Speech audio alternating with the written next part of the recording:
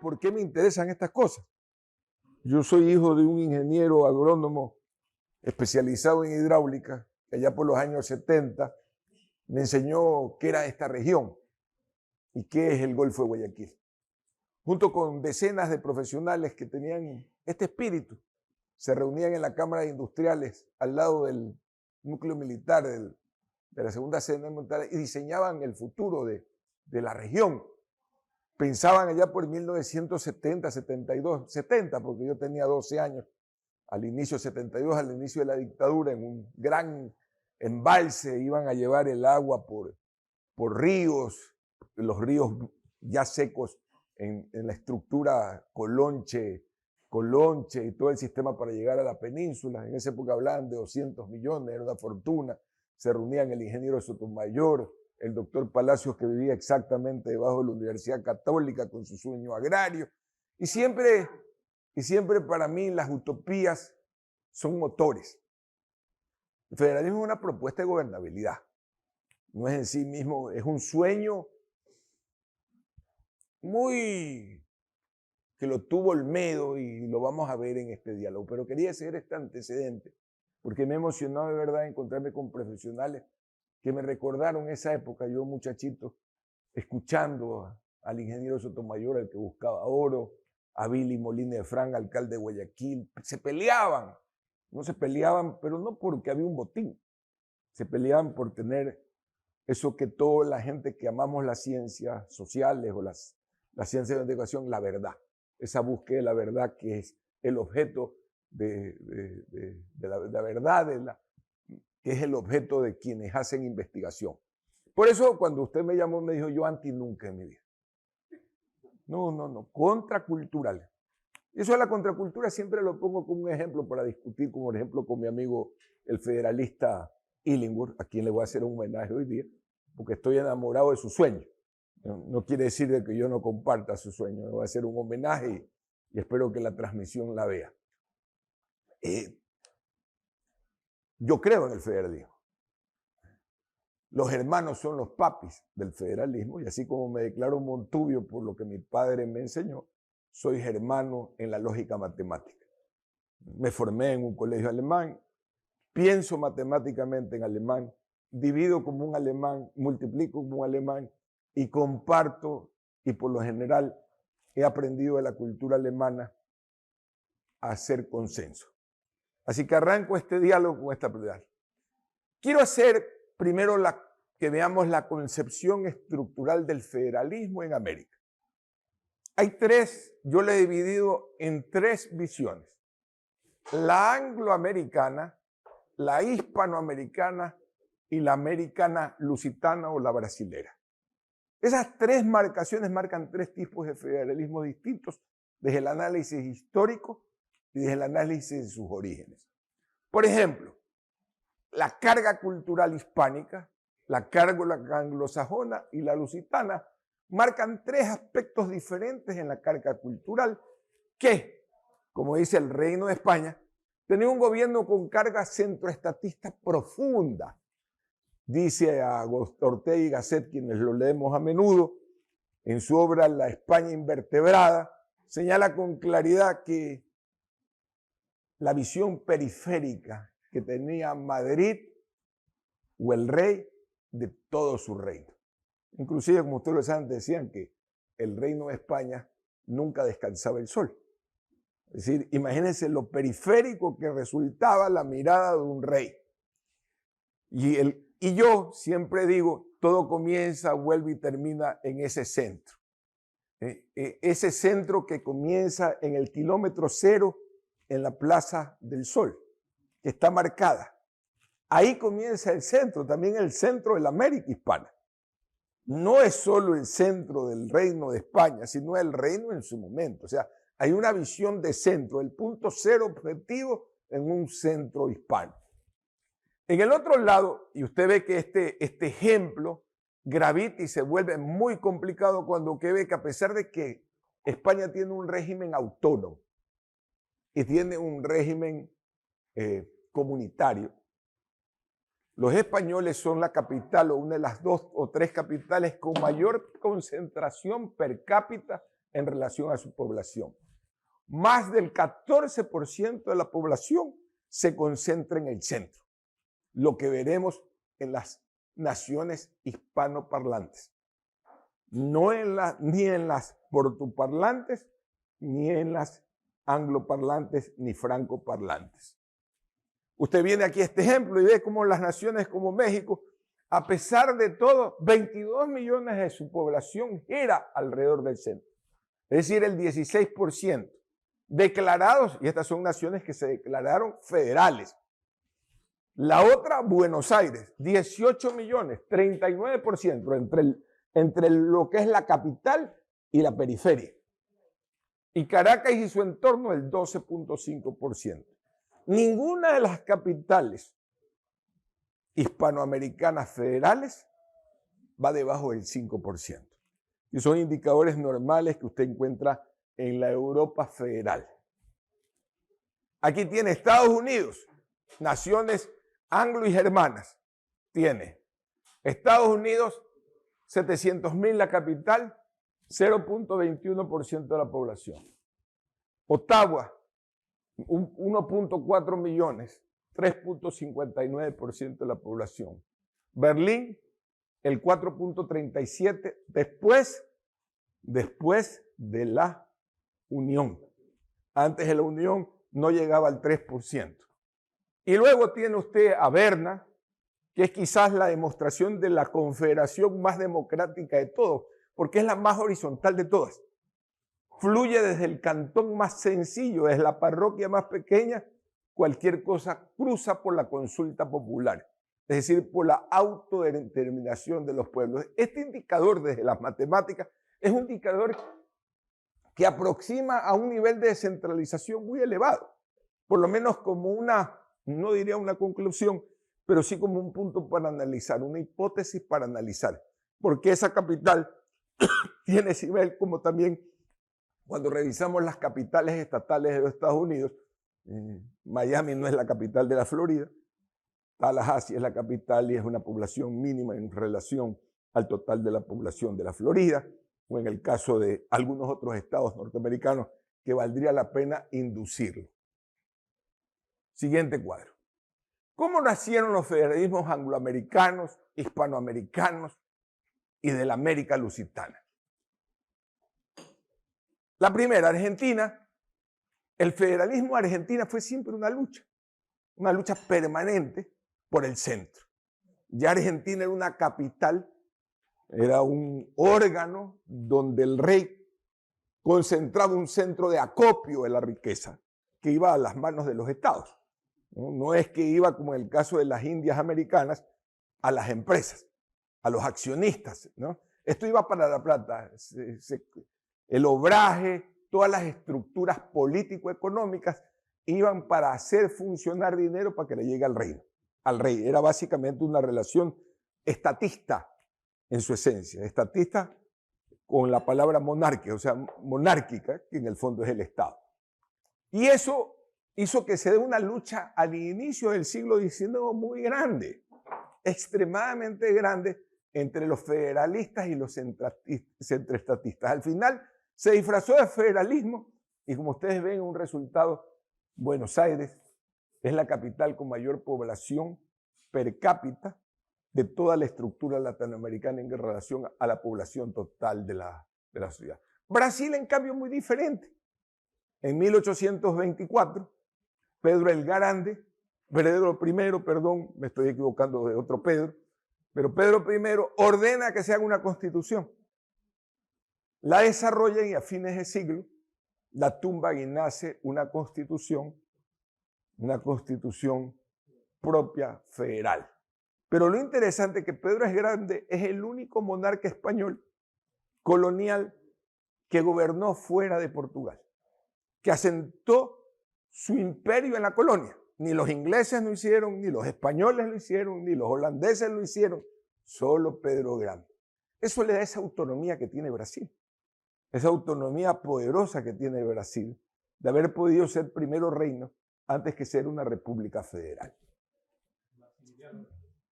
Maximiliano es México, pero gobernó por delegación. O sea, y gobernador por delegación. Este se asentó en su lugar. México, esto es muy interesante, la fenomenología mexicana, porque además, al igual que no solo fue el centro del centralismo español, también fue el centro del centralismo azteca. Es decir, su esencia ha sido centralista en su naturaleza. Hay una connotación de doble centralismo, de dos centralismos imperiales. Por ende, y a pesar de que se declaran casi a su inicio un Estado federal, hasta hoy día la gran discusión, y lo pueden leer en los diferentes, es cuál es el grado de centralización que tiene México. ¿Realmente México es descentralizada con una población sobre el 15% viviendo en el centro? Y esa es una de las preguntas sociológicas, manto. Venezuela constituyó una constitución para darlo en 1811. Esta constitución de corte federalista es aprobada por los diferentes estados y luego han habido una serie de modificaciones. Como ustedes verán, si bien hay una declaración de Estado federal, su Estado federativo es presidencialista y en el centro se mantiene este esquema. Aquí vamos a Estados Unidos. Esto es muy interesante, ¿no? Estados Unidos es federalista porque se declara, y siempre hago una analogía con el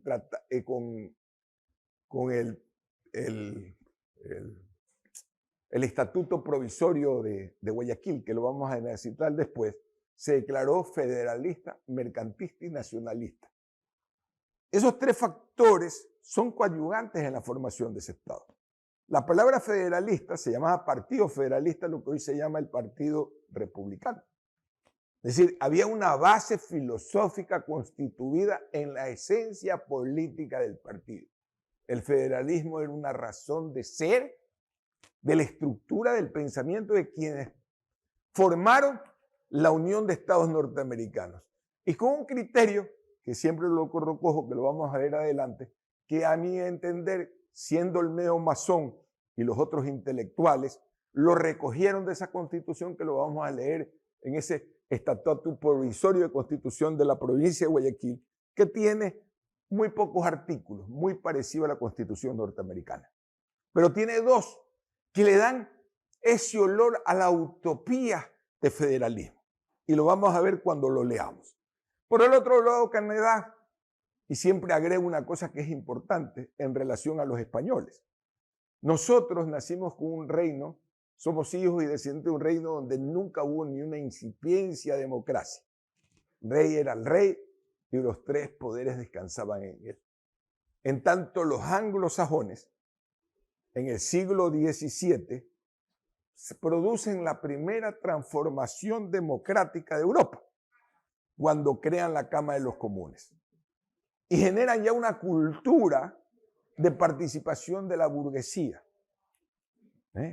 Y es importante analizar por qué esa visión ayuda a la construcción más fácil en tanto de un sistema democrático federal, porque no hay federalismo sin democracia. Es decir, el federalismo tiene que ir acompañado de democracia, porque es la representación de la voluntad de demasiadas comunidades, no de un individuo. Y ya lo vamos a ver un poco más adelante. Los suizos, que son quizás los padres hermanos de este tema, nacen su confederalismo o su confederación en el siglo XIII, donde fundan sus tres cantones. Logran integrar idiomas y cuestiones. Tienen una tradición de consenso de más de 700 años. Y eso es muy importante para comprender por qué hay naciones como Suiza donde el federalismo funciona, porque hay una tradición de respeto al otro. No hay redentores en Suiza. No hay presidencialismos que van a salvar nada. La sociedad en sí se comprende entre sí y logra grandes acuerdos. Y los austriacos, que es el otro federalismo germano, que es parecido a los anteriores. Sobre todo más parecido al alemán que a la evolución del suizo, que es el mayor de las evoluciones de confederación que por lo menos he podido estudiar hasta ahora.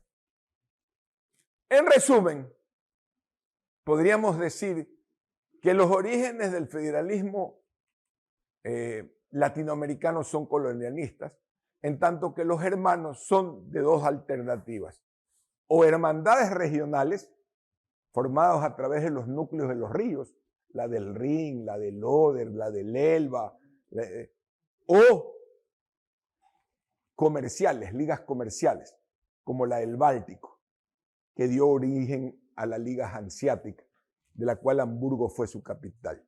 Siempre tuvieron una capacidad de asociatividad más que en la guerra, en el negocio, sobre todo los hanseáticos, más que los guerreros que se hacían flicos entre ellos, que hubo guerras, no estoy negando la opción de una discusión, pero siempre los unía el comercio. Y aquí viene la provincia de Guayaquil, que es una discusión permanente. Parecía que geográficamente nosotros hubiésemos nacido de una constitución celular especial. Nosotros éramos una subdivisión de la territorialidad de un virreinato que primero respondía a Lima y después a Bogotá. Ya nuestra identidad fue primero peruana y luego colombiana. Es decir, pero a veces nos queremos en este discurso de nacionalismo fundarnos con buen sentido, buen criterio, porque todos necesitamos fundarnos en algo, decir, este es mi padre, en una especie como que fuera algo diferente, ni peruano. No, en el fondo éramos una subdivisión lógica de los geógrafos de esa época. ¿Cuál fue la inteligencia hidrográfica que usaron para la construcción de este mapa de las provincias del Reino de Quito? Me imagino que los geógrafos de la época, los cartógrafos de la época, los ríos, los golfos, orografía y hidrografía. Y dividieron 3 territorios basados en cuencas. Las cuencas que estructuran el sur del Ecuador, la llamada provincia de Cuenca, la cuenca del Guayas, que para los que se han olvidado, por lo general la gente cree que la cuenca del Guayas es este Guayas chiquito al que ha quedado desnudo el Guayaquil, por lo que ya vamos a ver luego. Es una cuenca hidrográfica que tiene una función de algo de cerca de 100.000 kilómetros, que termina, es la sumatoria de 2 cuencas, la del río Guayaquil, hoy llamado Guayas, todavía no descubro por qué cambió ese nombre, se llamaba el río Guayaquil o la ría Guayaquil y el río Jubones. Esas 2 grandes cuencas forman las cuencas del Golfo. Y vino alguien y dijo, mira, el territorio comienza acá en el norte, acá ya comienza Esmeralda, comenzada la provincia de Quito, con toda su estructura hidrográfica, terminada Pichincha, tomada parte del oriente, idem Cuenca. Siguiente punto. ¿Qué era lo interesante y donde a mí me viene ese espíritu federalista? Porque yo soy olmediano en la concepción poética y en mi amor por el conocimiento de la política. ¿A mí qué me atrae de la constitución del estatuto constitutorio? Estos 2 párrafos.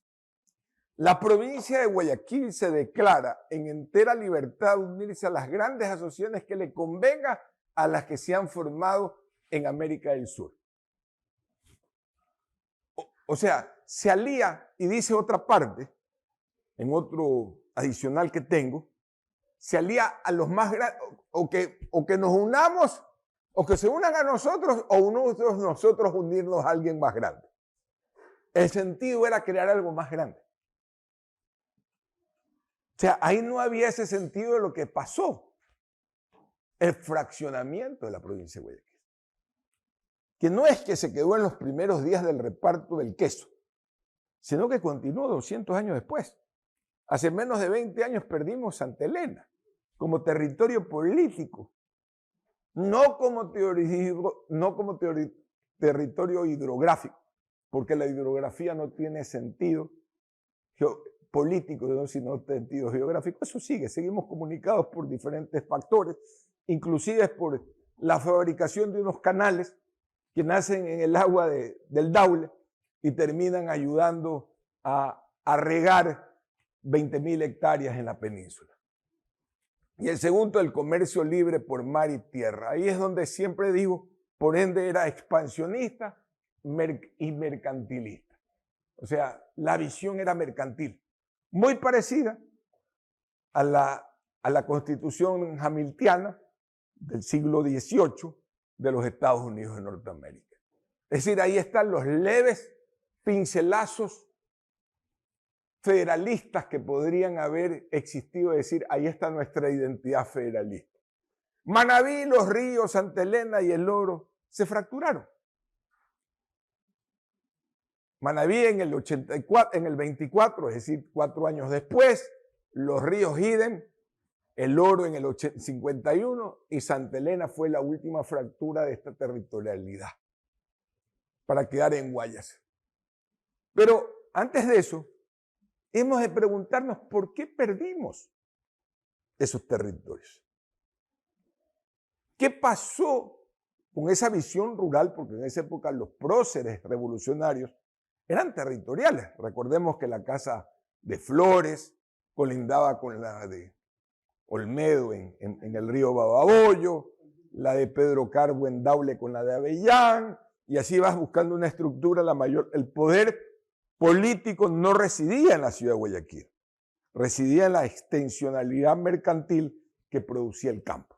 De ahí vienen todos los nombres, cada nombre importante de un prócer no tenía que ver con el tamaño de una tienda, de un comercio, tenía que ver con el tamaño de su finca, de su hacienda. No tenía que ver eso, el fulano te marcaba un territorio. De hecho, la revolución liberal fue financiada por esos terratenientes. Por eso cuando la proletarizan yo me río, porque fueron aportes de la burguesía en su determinado momento. Pero aquí viene un tema que quizás nos debe llevar a una reflexión. En esa división política habían 3 estados o 3 provincias. La de Cuenca, que desarrolló un nivel cultural terrible en el siglo XIX y que aportó gran parte de los románticos del siglo XIX, coincidiendo con el momento romántico y el clasicismo. El clasicismo y el romanticismo tienen un gran poder en Cuenca, me refiero a Cuenca región, lojanos, cuencanos, azogueños, todo ese sector. Los quiteños, y aquí viene una cosa que va a ser muy interesante por la análisis, que dicen una cultura tecnocrática, burocrática profunda, y los costeños, que fuimos siempre mercantilistas, los guayaquileños. Quito, como centro político, ha sido el gran formador de élites religiosas, militares y tecnocráticas. Los costeños, poco o nada participaron y participan en estos procesos políticos. Para ellos, los quiteños se han formado en el campo de la teología, la política y la estrategia militar. ¿Y de dónde cierno esta hipótesis? De un hecho extraordinario. Póngame las fechas de constitución de los centros universitarios. La Universidad Central de Quito se forma en 1620. Imagínense en el poder que ejercían en el conocimiento cuando formaban teólogos, pues las universidades eran para hacer teología, para formar tecnócratas y para formar militares. Nuestra Universidad de Guayaquil, fundada por Pedro Cabro en 1867. Es decir, algo más allá de 250 años. Estuvimos totalmente aislados de la formación de poder cultural y de poder político. Nuestro poder radicaba en el poder mercantil, pero jamás en el dominio de la intelectualidad y de la racionalidad del pensamiento filosófico, que son las herramientas fundamentales de la religión y de la política. A mí, alguien que me hable de política que no ha leído filosofía es un charlatán. Y para ser un buen charlatán también hay que leer de filosofía. Cuando usted está aislado de eso, los resultados van a ser totalmente distintos a los que pensaba. Y seguiremos porque la cuestión no ha cambiado tanto. Y yo siempre hago un ejemplo y estoy en un cenáculo de maestros, pero estamos para hacer una reflexión y no para defendernos de nuestros errores, que es lo que le pasa a la mayor parte de la sociedad, poco reflexiva.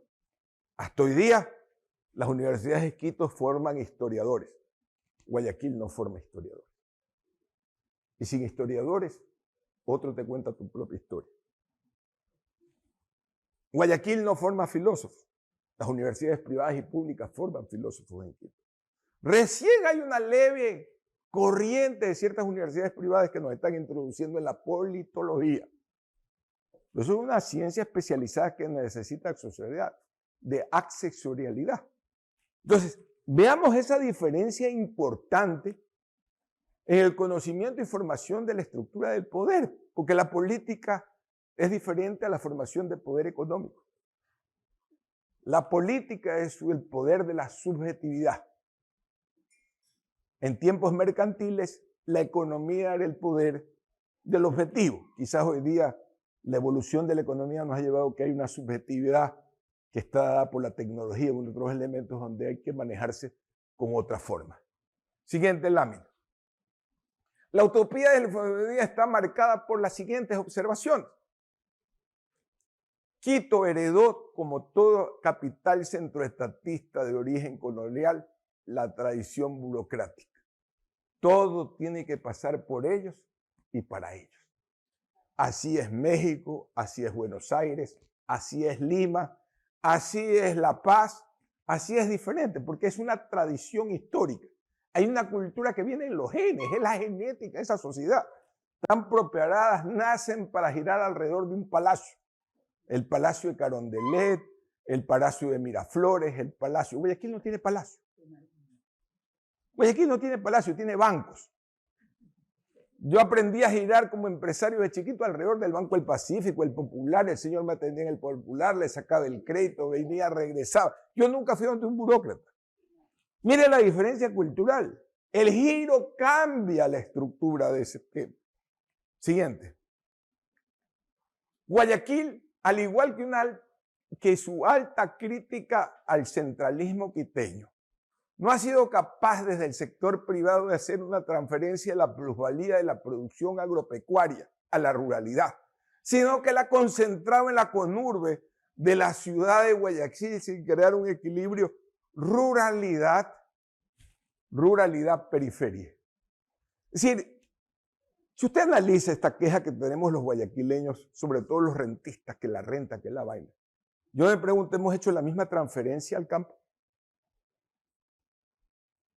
Lo que extraemos como bananeros, como cacoteros, como foteros, solo terminamos devolviendo el salario. Pero no estamos en el plusvalor devolviendo nada. Entonces hay una actitud también centralista, que no le devuelve la riqueza donde se extrae. No se reinvierte en tecnología, que sería una forma de aumentar la productividad, pero no mejora la calidad del peón ni calidad de la vida de su entorno. Es una pregunta que tiene que desarrollarse también en una forma de quienes buscamos el desarrollo de una sociedad. Es decir, la transferencia, aquí la palabra es ruralidad guión ciudad. Me equivoqué, ruralidad, ciudad. Y se rompió ese círculo virtuoso del río arriba y río abajo. ¿Qué es esa figura del río arriba y río abajo? La gente se olvida. El río arriba y río abajo es una connotación económica importante, porque determinaba la riqueza que venía de arriba y la riqueza que venía de abajo. Eso implicaba nuestra relación con las cuencas superiores, Daule y Baboyo, y con las cuencas inferiores o de abajo, el Naranjal, el río Boliche y otros ríos donde se extraía la riqueza. Esa metáfora tan hermosa que yo la uso para un programa que grabo todos los sábados en una balsa en la mitad del río, es la metáfora real de la economía mercantilista que le da sentido a la ciudad de Guayaquil. Ese es su sentido central, pero se volvió centralista, porque no redistribuyó. Dejó de transferir como lo hicieron los grandes comunales como Seminario, Aspiazu y hacia el sur los Cucalón, entre otros, de llevar riqueza hacia allá. Vince fue en su momento a París. Es decir, había una transferencia, lo que anteriormente yo lo tenía desguindado, aparece aquí. Así que cuidado con ese tema. Segundo elemento, ninguna tendencia política guayaquileña, ni populista, ni pseudocientífica, ha puesto en el epicentro de sus idearios tiene como objetivo un sistema federal o autonomista. Los retos que ustedes me saquen, el artículo de algún partido fundado en los últimos 50 años en el Ecuador, en Guayaquil, o que haya tenido sede en Guayaquil, que tenga en el centro de su ideario el concepto federal o el concepto autonomista.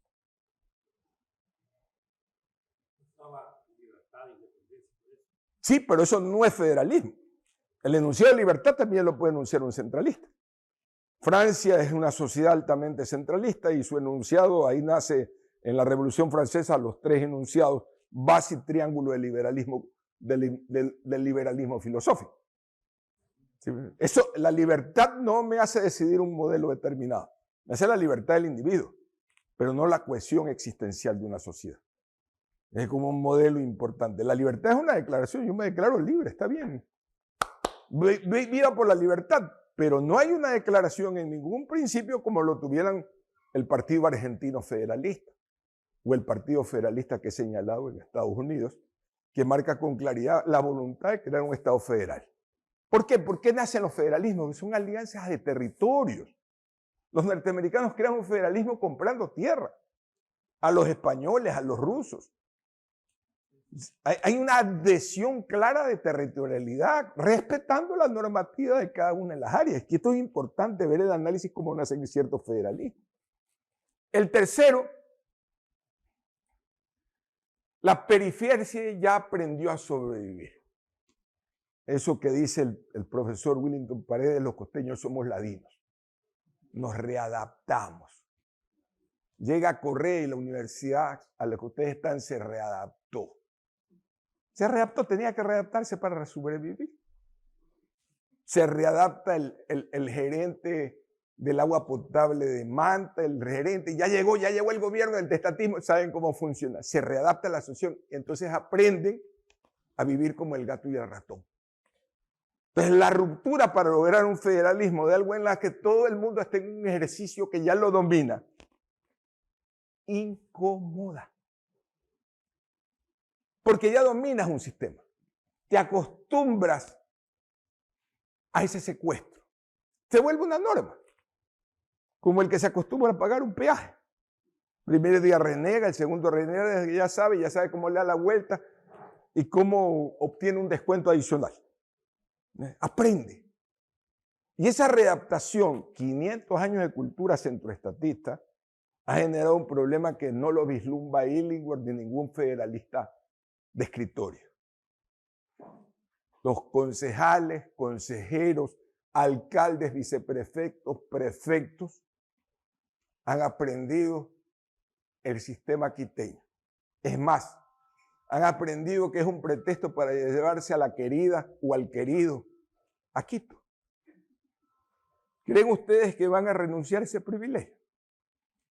Es decir, miren ustedes la connotación de la dificultad de crear un federalismo. El rentismo sí crea una fórmula de reparto y los matemáticos ya lo han hecho y se han hecho N fórmulas, pero al final el sistema burocrático lo bloquea. Ya no es una discusión matemática, sino el comportamiento del entendimiento semiótico que se ha dado durante 500 años entre el tecnócrata, centroestatista y el periférico que sabe sobrevivir. Siguiente aspecto. ¿El federalismo resolverá los problemas clásicos de Latinoamérica? Bajo ningún concepto. Argentina, con federalismo, con todo lo que sea, tiene una curva de decaimiento en picada porque está cruzado por la corrupción. Y la corrupción corrompe cualquier cosa. Centralismo, federalismo, individualismo, comunismo. Tiene que ver otros factores. Es necesario comprender que el federalismo no es renta, ni renta es igual a autonomía.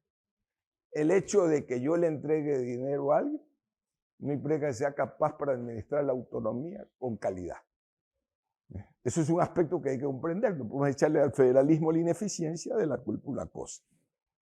2, que Guayaquil no ha transferido como centro regional ni la renta pública municipal ni provincial, ni la renta privada a los centros productivos de la riqueza. Lo he ido analizando. Estas son unas breves conclusiones antes de terminar. 3, a pesar de la voluntad federativa de Olmedo, Guayaquil como capital de la provincia de Guayaquil en sus 200 años de vida no ha sabido cohesionar sus territorios originarios. Tal es así que recién perdió la península de Santa Elena y la administración, como por ejemplo de una parroquia rural como Puná, es tan colonial como la de los españoles. No ha cambiado, señores.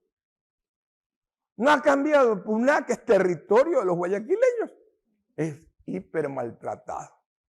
Y la gente de General Villamil peleó por su separación, ¿sí? Y Milagro hasta hace poco pedía querer ser otra provincia. Es decir, que cuidado esos discursos del guayaquileñismo, sí, Guayaquil como ciudad, se entiende. Tercero, los líderes políticos guayaquileños invocan el concepto de federalismo, autonomía, como un criterio para exigir rentas, no como un criterio de comportamiento propio y recíproco. Porque el federalismo es recíproco. Angela Merkel, o el actual canciller alemán, que me olvidó el nombre, estoy tan enamorado de la señora Merkel que me olvido del siguiente. Es intrascendente a mi mirada. Pero tenía que bajar a consensar con todos los líderes de los lenders. No es que hacía como en el presidentismo federalista, como el presidente Bush o como el presidente, el de los casinos, Trump, lo que le da la gana. No, tiene que consensar. Es una sociedad de consensos y de disensos. 5. El federalismo, autonomía o Estado unitario son conceptos políticos que se han ganado a lo largo de la historia a través de 3 formas. La primera, a través de la lucha política. La segunda, a través de los intereses económicos que mancomunan o a través de las imposiciones militares. ¿Cuál es la vía que vamos a escoger? Si es la política, no hay organización política nacional que tenga el federalismo como primera línea de fuego. Entonces hay que trabajar, porque yo no es que estoy en contra, hay que crear un partido que postule o reformar los actuales hacia esa decisión política. La segunda, a través de los intereses económicos. Lo primero que debería haber hecho es aprovechar lo que ya la ley y la Constitución dice. Habernos unido varias provincias a través de nuestros intereses fluviales, Manabí, Guayas y los ríos, para reproteger solamente, y siempre dicen, es que eso no es suficiente. No, sí es suficiente el tener como principio de autonomía, como principio de federación o de confederación, el objeto de recuperar nuestros ríos. Porque la riqueza constitutiva de esta organización, inclusive de esta universidad, depende del comportamiento de esos ríos. Si esos ríos se disecan, si esos ríos pierden agua, si esos ríos y esas cuencas se destruyen, ¿cuál es el sentido de la Politécnica? ¿Cuál es el sentido mío como comerciante? Entonces, tenemos una mancomunidad que se puede generar de acuerdo a la actual ley. Ahí hay que comenzar a trabajar. Y ir a una segunda cosa que la misma ley, que también les parece insuficiente. Pero yo siempre creo que uno tiene que trabajar no con lo que le gusta, sino con lo que uno tiene. Porque bajo ese concepto tendríamos que renunciar a los escasos recursos que tenemos. Y yo recuerdo, hoy día creo que estar con ustedes, quiero homenajear a mi padre. Mi padre era un maestro como ustedes, que no tuvo la plenitud de una jubilación como para sentarse a escuchar esto. Pero mi viejo siempre decía algo. Me compro una moto 50. Y yo pues comencé a salir con los amigos que tenían las motos 90.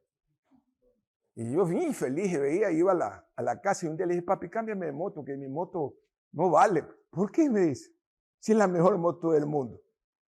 Pero papá, ¿cómo vas a creer? La mía tiene 50, la otra 70, 90. Es la única que puedes tener, así que esa es la mejor. Entonces, nuestra Constitución tiene una vía, una moto 50, para comenzar a manejar el concepto de autonomía. No podemos seguir construyendo sobre que esta universidad, para construir pensamiento técnico, tiene que tener el último reactor meganuclear que vale 10 veces lo que cuesta toda la universidad. Tiene que trabajar con lo que tiene, con sus limitaciones. Pero hay que devolver el sentido a la provincia de unidad, a lo que Olmedo y otros quisieron integrar.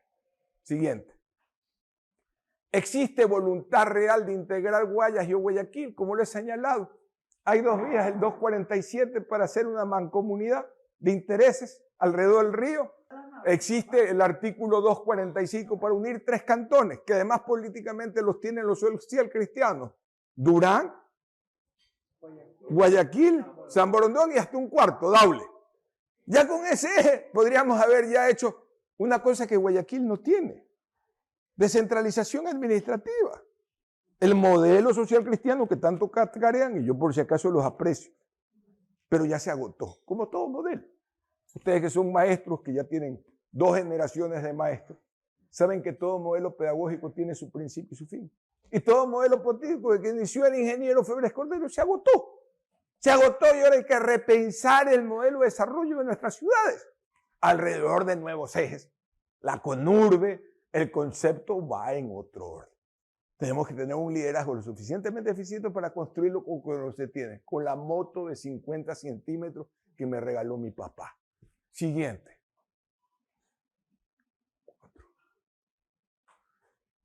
¿Por qué Guayas no ha liderado? Ah, bueno, eso ya lo pusimos. El siguiente, ahí terminó. ¿Qué? ¿Por qué Guayaquil y otras? Ahí terminó. Y el último, que es lo que decía, y recordémonos que hace 20 años, cuando Gaudencio y Margarita me visitaban en la oficina, ¿cómo pasa el tiempo?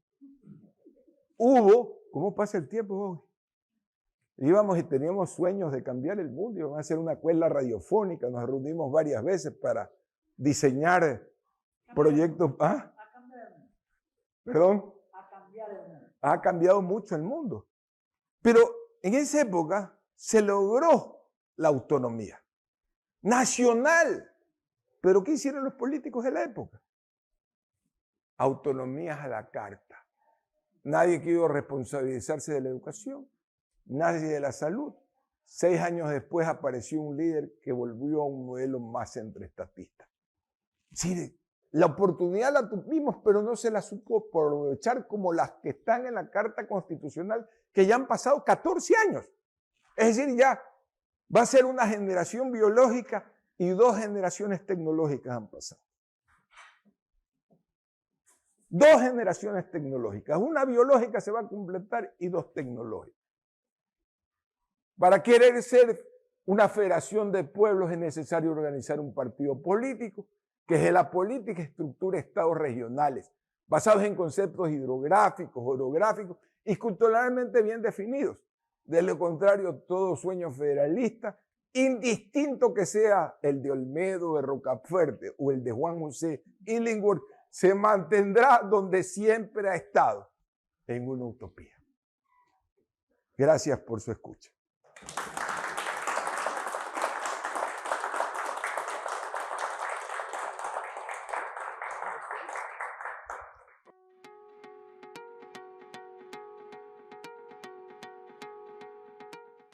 Quisiera, digamos, un poco dentro de toda esta filosofía que se ha expuesto, durante toda la filosofía que se ha expuesto, que se ponga quizás o se haga renombre a las personas que habitamos en el país. Porque lo que acabo yo de escuchar indudablemente está solamente en los que somos los mestizos. Estamos aquí metidos los mestizos. Propiamente se habla de todo lo que está ahí con respecto a los mestizos. Quizás falta de la parte de los indígenas y de la parte de los negros. Si de eso se congregaría también dentro de toda esta parte de hacer este federalismo, pudiéramos estar un poco mejor introduciendo todos ellos.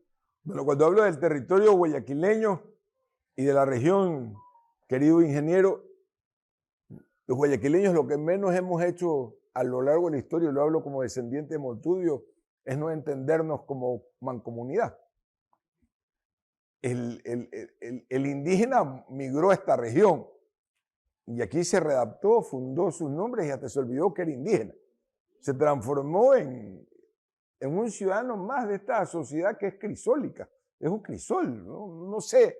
Yo primero no he hecho un análisis genético aquí en ninguna parte de este esquema, ¿no? Me he entendido como una región y como una comprensión, pero el territorio de Guayaquil tiene de sus indígenas.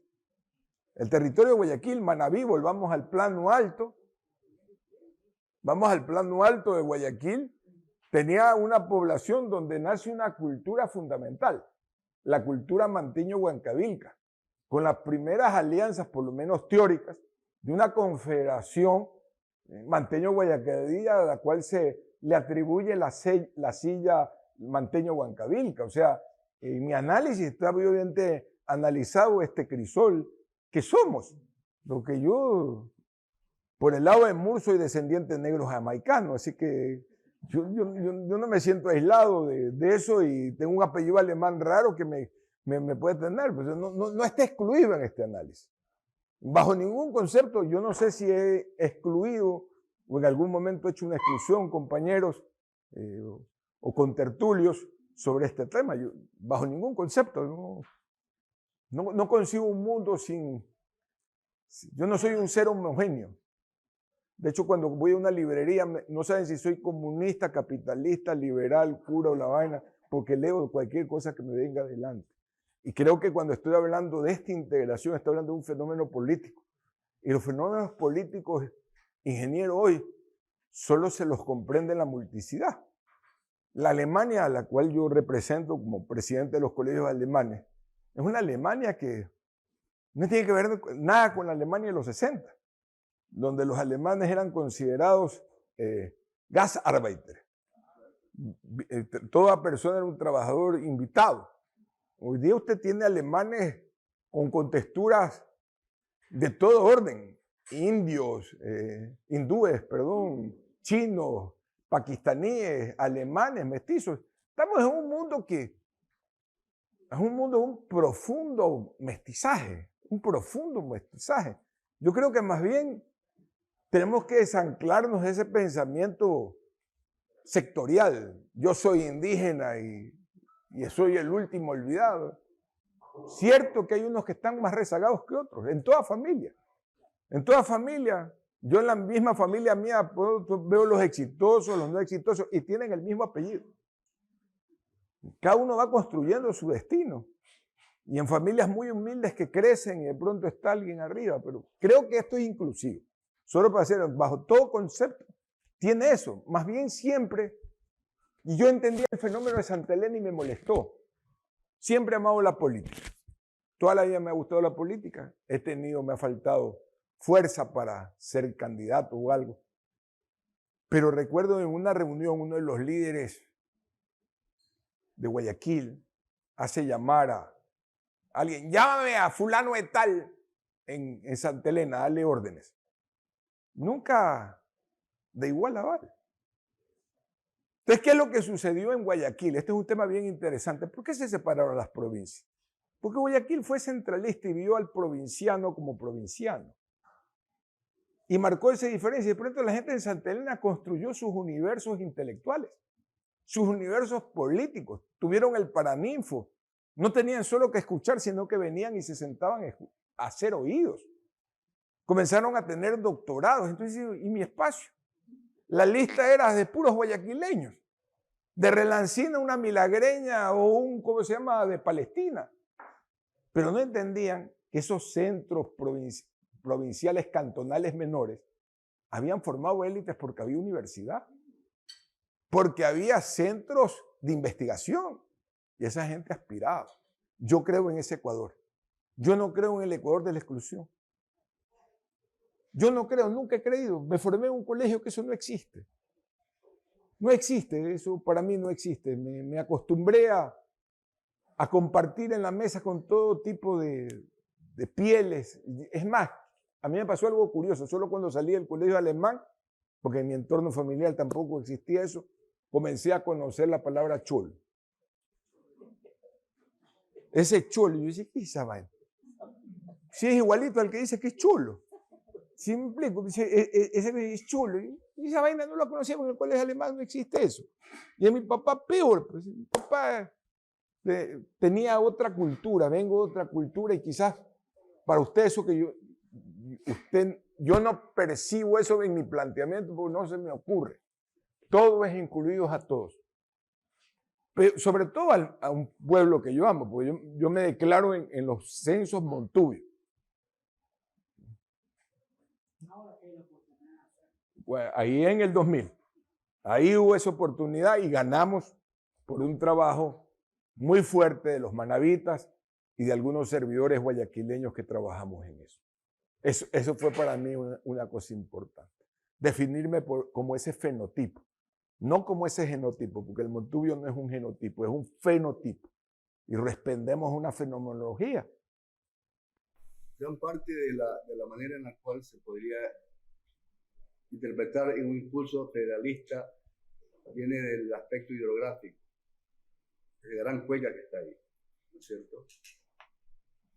Pero de lo que usted habla, lo que nos ha ilustrado hoy, ese aspecto centralista que ahora discutimos y peleamos contra Quito, o contra el Estado, contra, no sé, nosotros mismos lo impulsamos. ¿De qué manera, pues, lo podemos identificar? O sea, no sé, ¿de qué manera? O sea, ¿qué palabra podemos utilizar para ser independientes, autónomos o qué? O sea, porque yo veo eso excelente, o sea. ¿Usted ha visto cómo está destruido el campo nuestro? Usted vaya, el otro día entrevisté a un candidato a prefecto, no sabía ni qué era la palabra barranco, cómo se ha deteriorado nuestros afluentes. ¿Ya? ¿Eso qué significa? No transferencia de la riqueza del centro a la periferia. Quizás porque los empresarios no tienen la cultura de reposición. Pero si lo vemos como un frío activo al campo, no como una biodinámica, que nos encanta, aquí con el ingeniero hemos contemplado el río desde la biodinámica, ¿ya? Ese sonido que a mí me encanta sentarme al pie de un barranco y ver cómo se cae, desmorona, y ponerme a pensar ese tema. Si usted no reconoce eso, no sabe que usted está sacándole riqueza al sueldo y devolviéndole cero riqueza al sueldo, está haciendo una centralización devastadora. Para transferir recursos, ¿a dónde se transfirió ese dinero? Al San Borondón urbano. No se transfirió de nuevo al San Borondón rural, al cual se le extrae todos los días X toneladas de nitratos, de sulfatos, de minerales, porque a veces la gente cree que la agricultura no es extractiva. La agricultura es extractiva. Usted está extrayendo riqueza del suelo. Pero es como reponer. Lo mismo, la riqueza que responde, por eso ponía plusvalía usando un término marxista, pero en el sentido de la economía. ¿Cómo le devuelvo el excedente que he generado de utilidad en un territorio ajeno a los ciudadanos del recinto del Pechiche o a los ciudadanos del poblado Aguas Mojadas o de Aguas Blancas o de cualquier territorio de esos que existen? No hay esa transferencia. Seguimos viviendo como en la época de mi abuela, perdón. Eso era bien curioso, ¿no? Yo soy descendiente de los Villegas, por eso es que me declaro montubio, del río Daule. Esa es la gente como este apellido Solenholner me aísla y todo el mundo me dice, ¿usted nació en el Ecuador? No, yo nací en Guayaquil, corría a caballo en Daule y ganaba las carreras a los 8 años con el caballo pelado y sin rienda. Yo sabía abrazar al animal, me enseñó mi tío Pancho. Y mi abuela, hasta que llegó la reforma agraria, decía, tráiganme huevos, tráiganme gallinas, uy, los mangos. Y la viejita no iba allá. Y le traían, después de ya no hay, ya la tierra no es suya. Vino la reforma agraria. Y la frustración, la caída de los nombres. Pero eso tiene su razón de ser. No es que la reforma agraria fue una estupidez, es que no supieron conservar sus dominios. No hicieron posición efectiva de su propiedad. No la amaron, porque lo que se ama se cuida. Como los está cuidando esta institución, a sus maestros, a sus profesores. Se llama, pues si no dale sueldo y que nunca van a ir. No significan nada. Eso le pasa a la sociedad. Hablan de bananos, pero los cónclaves son en Guayaquil. Pues. Hablan de arroz, pero nunca tienen un centro de investigación realmente en el lugar. O sea, hacen una parcela en Guayaquil para hacer la investigación lo más cerca de Guayaquil. Entonces, cuando no hay esa relación periferia-centro, la periferia es absorbida por el centro por un efecto centrípeto y lo de acá se desintegra. Y el centro se vuelve obeso, feo, pero el otro quedó destruido. ¿Sí? Hay que centrifugarla un poco hacia afuera, la riqueza, devolverle a la ruralidad. Y eso es lo que hizo un poco Correa con la inversión pública. A veces la gente no se da cuenta de ese tema y se queja. Les devolvió algo de dignidad, les dio a los municipios para que hagan. No los han mantenido bien, pues hagan un teatrino, tengan un paranifo, un lugar donde hablar, una cancha deportiva. Pero eso no es todo. Comprenderse como capital es comprenderse como un capitán. Entonces, nosotros, lo que yo propongo es una contracultura a lo que existe. Definirnos y redefinir los lineamientos de cómo educamos. Gaudencio. Guayaquil, que era un núcleo pequeño, pero que ya tenía una connotación importante desde la época colonial y Bolívar lo confirma. Pero Bolívar lo confirma con esta frase que dice, al guayaquileño no da un paso si no le dan un peso. ¿Recuerdas? Cuando dijo que Guayaquil, que una ciudad y un río no podía ser una república. Entonces, ya había, parece por allí, el sentido mercantilista fundamental, pero no había, si bien había un poder político, no había el poder extraordinariamente grande como para competirle aquí. Y esta gente que viene de la sierra y de todas partes del país, le da a Guayaquil su fortaleza basada en su peso demográfico. Una reflexión que te pediría es, ¿cuándo Guayaquil hace que esa gente que viene acá se convierta al pensamiento que no traía? Que es un pensamiento guayaquileño, que es casi como un egoísmo. Espérate, ya después me dices no. Ok, de allí viene, yo digo es esto, cuando este núcleo humano se ha hecho tan compacto en sus principios, por lo menos a nivel de liderazgo. ¿Y qué está pasando ahora? Que cuando del 70 para acá viene el petróleo y comienza a perder eso de capital económica del Ecuador, y pareciera que el nuevo censo nos va a decir que ya no somos la primera ciudad más grande del Ecuador. Bueno, así lo dicen los números, pero eso tiene que ver con el cambio de posición del centro de alimentación financiera, del principal centro que es Quito, el petróleo. Cambió el bombeo. Acuérdate que antes en lugar se bombeaba la riqueza de Guayaquil a través de la aduana. Y todo administrador de aduana históricamente era de origen militar o serrano. Y los estancos. O sea, eso era administrado y de algunas familias prominentes de Guayaquil nacen y se ubican aquí. Cambia el tema y el petróleo que está acá y Balao acá, en el centro se concentra la contabilidad. Y el poder no está en el centro de producción. Siempre hoy día lo hacía un ejemplo con mis compañeros de la Garza Roja. Digo, los trabajadores están en Novol, pero el centro donde se gira el cheque está en mi oficina. Vea, los privilegios que tienen los tecnócratas de Garza Roja son terribles. Dice, es un ejercicio de centralismo. ¿Sí me explico? Es un ejercicio de centralismo como aquí arribita está el otro centro y ese es el arte. Es el que hay que intentar ver cómo se hace fluir esa riqueza. Hay que responder a un esquema distinto. Por eso Nebot habló de federalismo, pero repartiendo el petróleo ajeno. O sea, no dicen, no, queremos federalismo sin petróleo. No. Siempre hay un pretexto para adueñarse de la riqueza ajena. En nombre del Estado se estatiza, en nombre de los pobres, de la vaina, de la cuestión. De realmente lograr una autonomía y saberte defender sin ningún recurso ajeno. Eso que puedes decir mañana, hermanos, quédense con mi herencia, que yo sé cómo me manejo.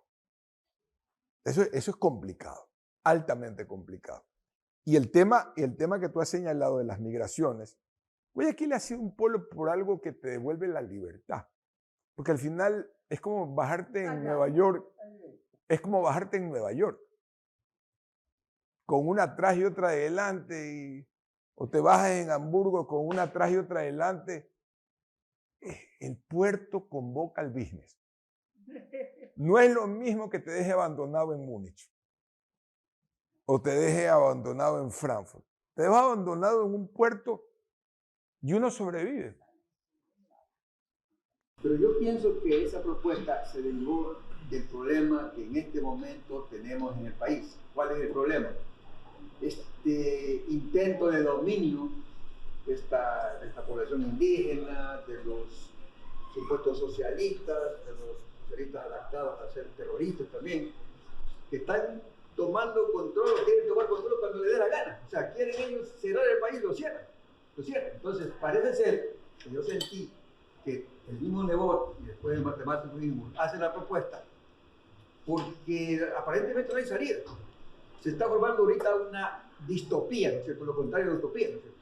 Se está desarrollando algo que es terrible, que tiene un futuro pero malévolo, terrible. O sea, ¿cómo hacer para salvarnos en el Ecuador de esa situación que está ocurriendo ahora mismo en el Ecuador? Ahorita los indios no están de acuerdo con esto y dicen que van a hacer lo nuevo, van a tomarse país. Ahí me cambió de tema. Primero que ni el federalismo, ni el centralismo, ni el unitarismo, ni las autonomías resuelven un abuso de fuerza. Porque cuando me hablan de ese tema, yo hago un análisis. Los indígenas no están representados proporcionalmente a lo que han declarado 6% en la asamblea. Y usted dice, creo tiene un indígena, los socialcristianos tienen un indígena. Y los sume y dice, sí, están sobre representados. Hay más indígenas que el 6%. Coge el tema, nombre y pone el tema. O sea, hay una imposición de una fuerza que yo tengo más fuerza, tengo capacidad de movilización y te paro. Como en las universidades. Yo estudié en la época, en el 76, donde Carlos Ríos y otros caballeros, no era que los alumnos hablaban en nombre nuestro. Porque tenían la fuerza, porque tenían las armas, porque tenían tener, pero no todos marchaban. Es que la democracia tiene esa limitación. Entonces, ahí nacen las disrupciones, no las distopías. Nacen las destrucciones de un modelo que tenía la representación de indígenas, de blancos, porque además los indígenas no todos piensan igual. El movimiento indígena o las personas indígenas tienes católicos, tienes conservadores, tienes liberales, tienes de todo. Entonces, no se puede ver, que ese es uno de los grandes problemas, como diga, todos los blancos. Una cosa es el color de la piel y otra cosa es el comportamiento político. O sea, no todo norteamericano está representado por la foto de un cowboy. ¿Sí me explico? Ni todo texano es un cowboy. Ni todo guayaquileño se siente Montubio como yo. Yo no puedo hablar en nombre de Guayaquil como no de Montubio. Yo me represento, me significo en una minoría. Dentro de eso, una ritualidad y un capricho. Y una violación de eso. Pues la democracia es compartir las diferentes visiones que tenemos en este salón. Los diferentes orígenes, las diferentes religiones, los diferentes dogmas. Porque hasta el liberalismo, en el fondo, el que me gusta mucho, tiene su parte dogmática. Pero ahí vemos allá otro problema. Y eso se llama liderazgo. ¿Qué tienen? Algo que no tienen los otros partidos. Orgánico. Ellos se pueden, si supieran manejarse, ellos tienen ahorita un líder muy fuerte. Y ahorita les toca vivir ese momento. Pero ya mismo se cae ese. Llega el siguiente. Mira cómo muere uno y nace otro.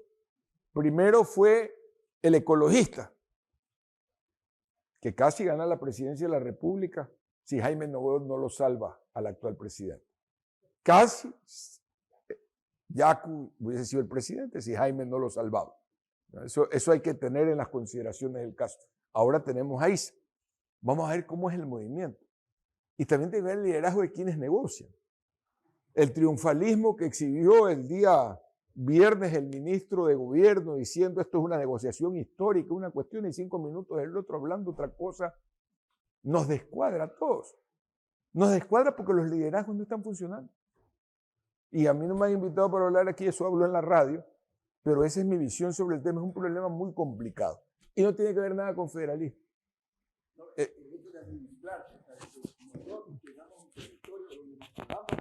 Pero el federalismo en sí es un Estado unitario. Todo federalismo contemporáneo es un Estado unitario.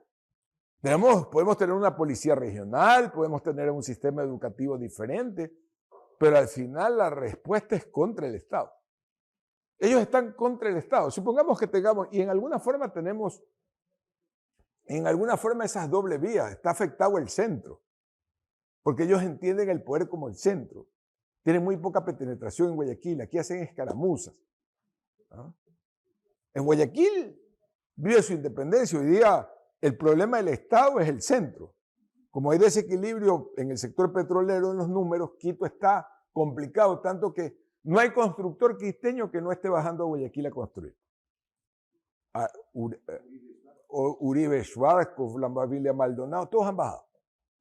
En mi negocio, que es el negocio de maquinaria agrícola, no se vende un generador en Quito.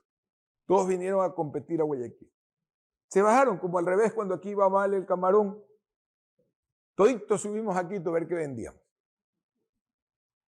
¿Sí me explico? O sea, hay un desequilibrio fiscal que tiene, pero el problema indígena es terrible. Y es una falta de liderazgo. Mire usted, que es vergonzoso, ya que me tocan el tema. Si usted ve, Gallup creo que hizo la entrevista, pone a un banquero que en el negocio financiero ha sido exitoso, en el último lugar, detrás de Castillo y de todos los comunistas, que ¡uy! Ya vienen los comunistas, que ni sé qué, que se acaba el mundo. Nuestro presidente está en el último punto de simpatía de América Latina, sin que se haya caído el oleoducto, sin que no haya subido el precio del petróleo. Hay un problema de liderazgo serio en el país. Un problema de liderazgo complicado.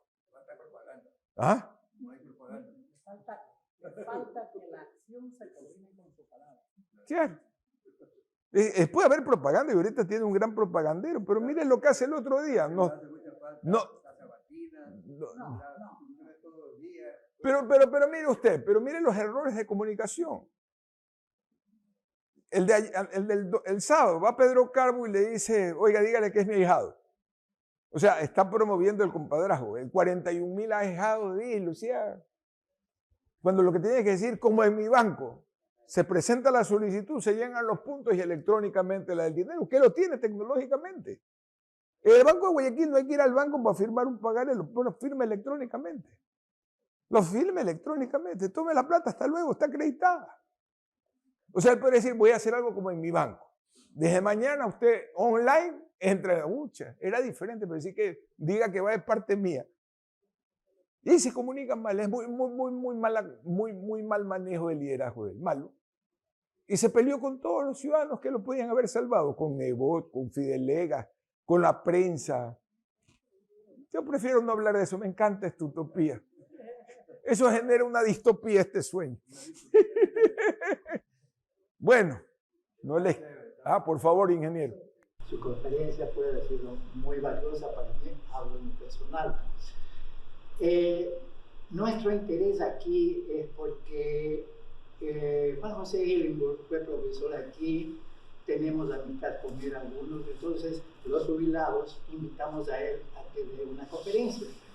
Con él analizamos cuáles son los problemas mayores por los cuales nosotros, digo nosotros porque creo que muchos tienen problemas del centralismo absorbente, como lo vemos en cierta forma, ¿no? Y dentro de estos puntos principales, algo que nosotros conocemos aquí, porque somos profesores jubilados, es el asunto, por ejemplo, de las becas. Las becas que vienen de diversas instituciones, países, etcétera, todos se centran en Quito. Y en Quito quedan las becas. Conversábamos de algunos intervinientes aquí, que en el caso personal mío también, en algunas universidades a donde asistíamos a cursos, etcétera, había de 10 estudiantes, los 8 venían de Quito y los 2 eran ecuatorianos, pero pagados por su cuenta. Entonces, eso es uno de los puntos graves que nosotros dentro del aspecto de profesores veíamos, ¿no es cierto? Las convocatorias de las becas llegaban, en el caso personal mío, yo venía el día preciso en que vencía ya la fecha de aplicación. Entonces, quizá usted a su criterio, ¿cómo lo ve ese asunto? ¿Cómo se podría resolver uno de los problemas, por ejemplo, que lo planteamos ahí en la intervención de Juan José? A ver, ese es un tema que hemos vivido años. Pero yo siempre cito para ese caso lo que me pasó en la vida. Yo soy exalumno del Colegio Alemán y siempre lo pondero. Ex politécnico también, aunque solo pasé un año por aquí, 2 semestres. No pasaba, también pasé por 2 de economía y me gusta bastante leer. Pero me recuerdo que allá por 1988 ya había subido el presidente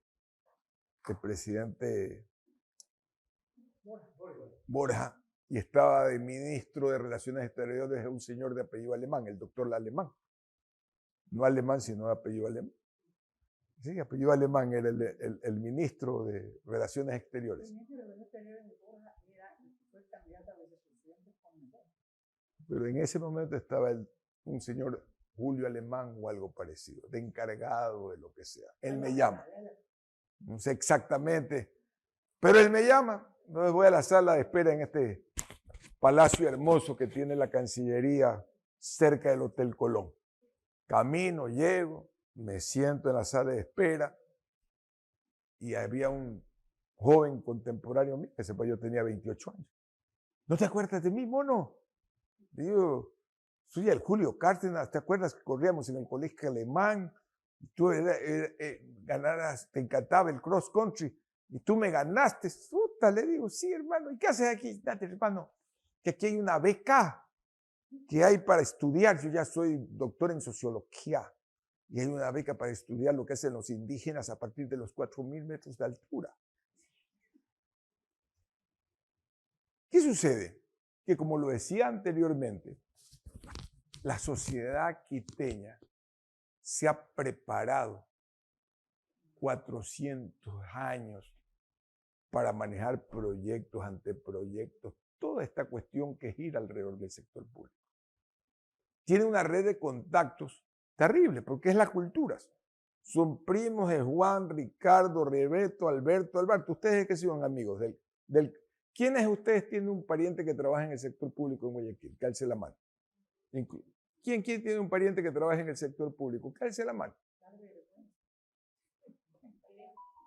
En Quito haga la misma pregunta en una reunión.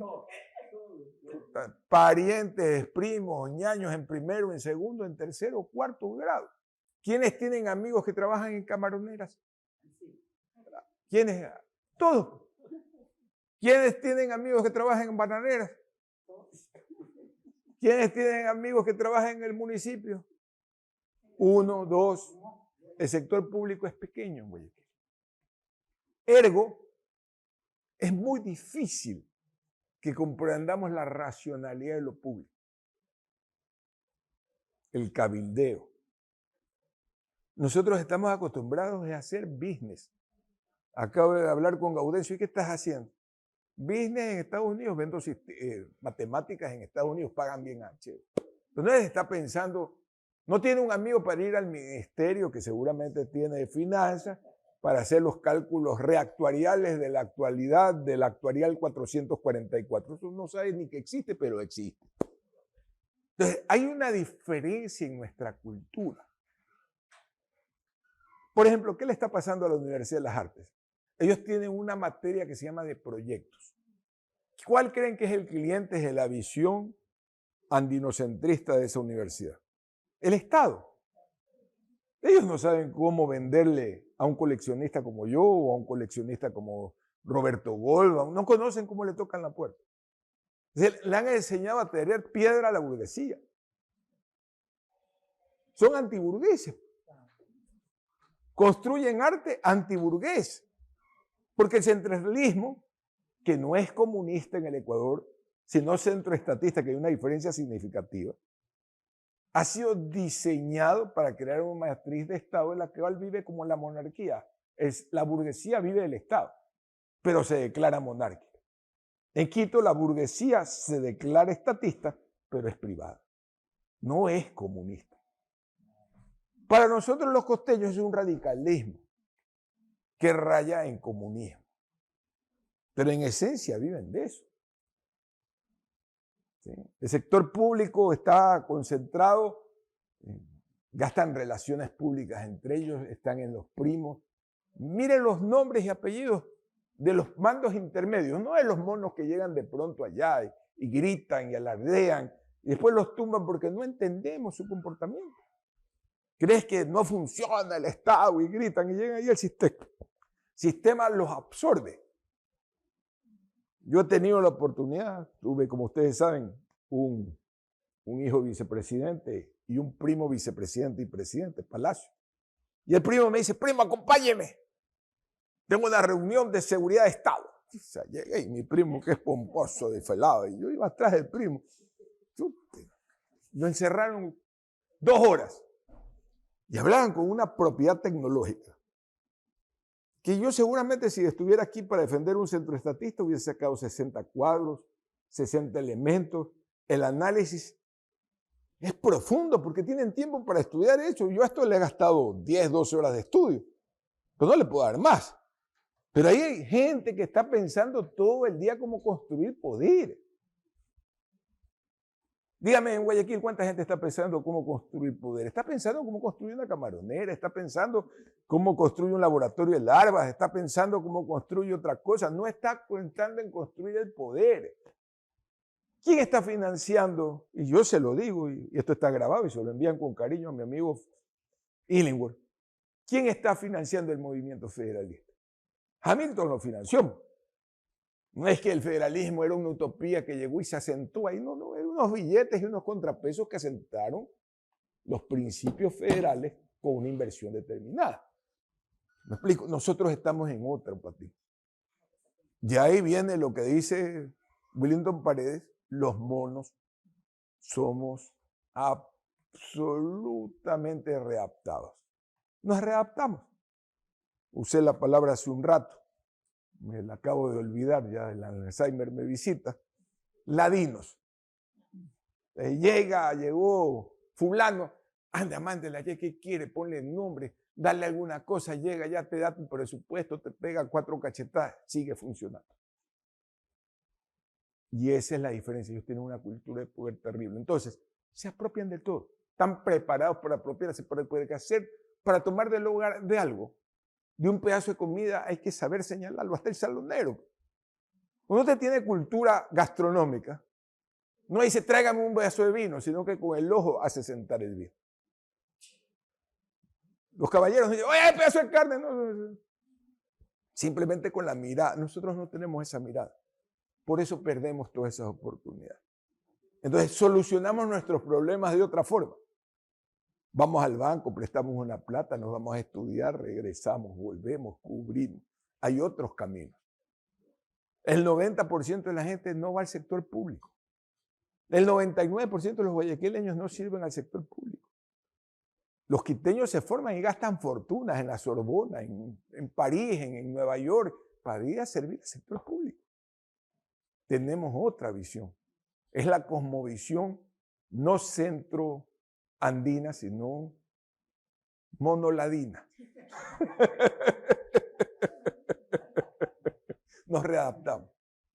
Gracias a Dios tenemos esos retos. Lo importante, y vuelvo a celebrar este encuentro, entre pocos, pero nutritos, estamos. Y hay una oportunidad para hacer de nuestros feudos unas acciones mucho más proactivas en favor de todos.